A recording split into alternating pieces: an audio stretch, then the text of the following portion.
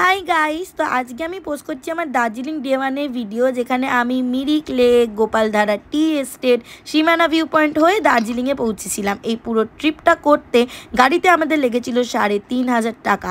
তো চলো ভিডিওটা শুরু করা যাক। অনেকদিন পর ব্লগ করছি, লাইক আর সাবস্ক্রাইব করে দিতে একদম ভুলো না।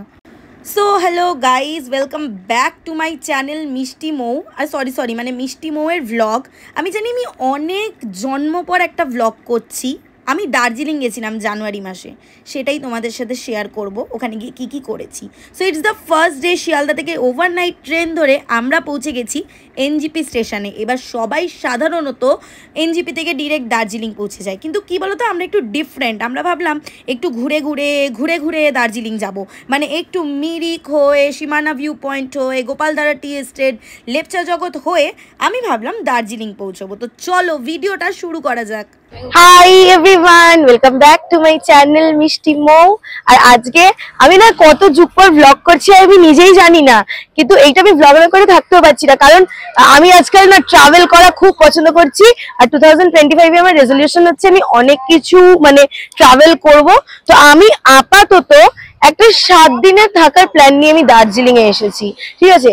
তো এখন আমরা এনজিপি থেকে বেরিয়ে মিরিকের রাস্তা হয়ে আজকে আমরা দার্জিলিং যাব, বা মিরিক লেক, লেপচা জগৎ, আরো মাঝে মাঝে যা যা আর কি পড়বে জায়গাগুলো সবটাই তোমাদের সাথে শেয়ার করব। তো আর এটার কস্টিং কিরকম পড়েছে, আমরা 6 জন মতো এসেছি, সমস্ত কিছু ডিভাইড করে আমি তোমাদেরকে বলবো যে কিরকম কি করছে। তো চলো আপাতত একটু ব্রেকফাস্ট করে নিই, দেন যাওয়া যাক মিরিক লেকের জন্য। নর্থ বেঙ্গল মানেই তো মোমো, মোমো ছাড়া নর্থ বেঙ্গল তো অসম্পূর্ণ।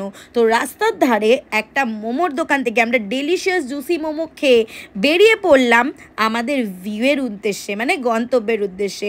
রাস্তাগুলো দেখতে দেখতে যখন চোখের সামনে পাহাড়টা এলো না, সেটা আর বলে বোঝাতে পারবো না যে এত সুন্দর ছিল। জঙ্গল, সামনে পাহাড়, মানে পাহাড় প্রেমীদের জন্য এর থেকে ভালো আর কি হতে পারে। আর কিছু দূর পৌঁছে যাওয়ার পর যখন এত সুন্দর একটা ব্রিজ আর তার নিচ দিয়ে তিস্তা রিভারটা বয়ে যাচ্ছে না, সেটা বলে বোঝানোর মতো নয় গাইস। তো তারপর আমরা ভিউ এনজয় করতে করতে একটা সুন্দর ভিউ পয়েন্টের পাশে দাঁড়িয়ে পড়লাম। আর ভিউ পয়েন্টের পাশে দাঁড়িয়ে পড়া কন্টেন্ট ক্রিয়েটরদের কাজ কি? ভিডিও করা, ফটো তোলা। দেন আমরা পৌঁছে গেলাম মিরিকে, গিয়ে we had some fresh juice. এখন আমরা চলে এসেছি মিরিক লেকে। লুক, সো এখন এখানে ওই পাহাড়ে এসে পাহাড়ে অরেঞ্জ জুস খাবো, ঠিক আছে। তো চলো মিরিক লেকটা ঘুরে দেখাবো, ততক্ষণ আমি জুসটা খেয়ে নিই, ওকে। সো মিরিক লেকে 70 টাকা দিয়ে ফ্রেশ অরেঞ্জ জুসটা খেয়ে আমরা গেলাম মিরিক লেকের উদ্দেশ্যে, মানে মিরিকে পুরো ঘুরবো ফিরবো সমস্ত কিছু। তো মিরিক লেকে যারা যারা ভিজিট করেছো তারা তো জানোই যে পাহাড়ের নিচে খুব সুন্দর একটা লেকের মাঝখানে যে ভিউটা, সেটা খুবই দারুণ। তো মিরিক লেকে পৌঁছে এখানে দেখলাম যে খুব সুন্দর ড্রেস পরে সবাই ঘুরে বেড়াচ্ছে। আমিও একটু ঘুরে বেড়ালাম, কিন্তু ড্রেস পরলাম না। দেন ওরা চলে গেল নৌকা চড়তে। আর আমার না জলে প্রচণ্ড ভয়, বিশ্বাস করো, আমি নৌকা চড়তে ভীষণ ভয় পাই। তো আমার দ্বারা সব নৌকা চড়াটা হবে না। এখানে তোমাদের জন্য মিরিক বোট রাইডের ডিটেলসটাকে শেয়ার করলাম। আর আমি চলে গেলাম একটু ভিডিও করা, ব্লগ করা, কন্টেন্ট বানানো ছাড়া আমার জীবনে তো মনে হয় না আমার আর মানে কিছু আছে বলে।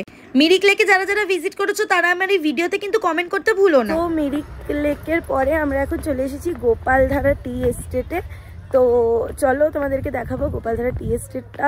বেশ সুন্দর লাগছে, মানে যেটা চোখে দেখছি সেটা ক্যামেরায় সত্যি বোঝানো পসিবল নয়। তো চলো দেখাই তোমাদেরকে। সো মিরিক লেকের পর আমরা চলে এসেছি গোপালধারা টি এস্টেট। এই জায়গাটা ভীষণ সুন্দর, মানে অসাম, এত সুন্দর একটা টি গার্ডেন, সুপার।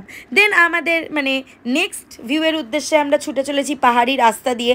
আমি যতবার পাহাড়ে এসেছি ততবার আমি পাহাড়ের প্রেমে পড়েছি, আই মাস্ট সে, ঠিক আছে। তো এরপর আমরা চলে গেছি নেপাল বর্ডারে। নেপাল বর্ডার মোটামুটি যারা মিরিক হয়ে দার্জিলিং যাও বা ফেরো, তারা নেপাল বর্ডার অবভিয়াসলি ভিজিট করো। এখানে একটা মানে বর্ডার পয়েন্ট রয়েছে। আমরা এখন চলে এসেছি নেপাল বর্ডারে। নেপাল বর্ডার থেকে 300 টাকা করে ট্যাক্সি ফেয়ার করে আমরা নেপাল মার্কেটে চলে এসেছি। এই হচ্ছে নেপাল মার্কেট। সেখান থেকে আমি অনেক কিছু শপিংও করে নিয়েছি, সেটা না হয় আমি তোমাদেরকে পরে দেখাবো। তো এখন এখানে একটা দোকান রয়েছে, এখানে আমরা নেপাল স্পেশাল মোমো খাবো। সো চলো যাওয়া যাক। So now it's time for সীমানা ভিউ পয়েন্ট।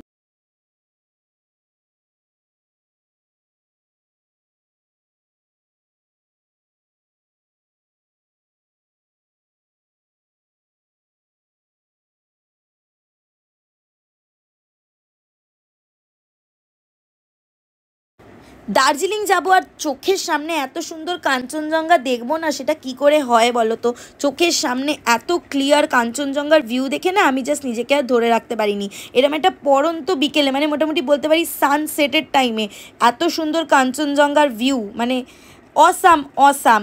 আমি তোমাদেরকে বলছি শোনো, তোমরা যারা ভিজিট করেছো এই টাইমে সীমানা ভিউ পয়েন্ট আর কাঞ্চনজঙ্ঘা দেখেছো, তারা কিন্তু এই ভিডিওতে প্লিজ কমেন্ট করে যাও। আমি কিন্তু তোমাদের কমেন্টের জন্য ওয়েট করব। গাইজ, আমি এখন রয়েছি সীমানা ভিউ পয়েন্টে, যেখান থেকে কাঞ্চনজঙ্ঘা পুরো ভিজিবল।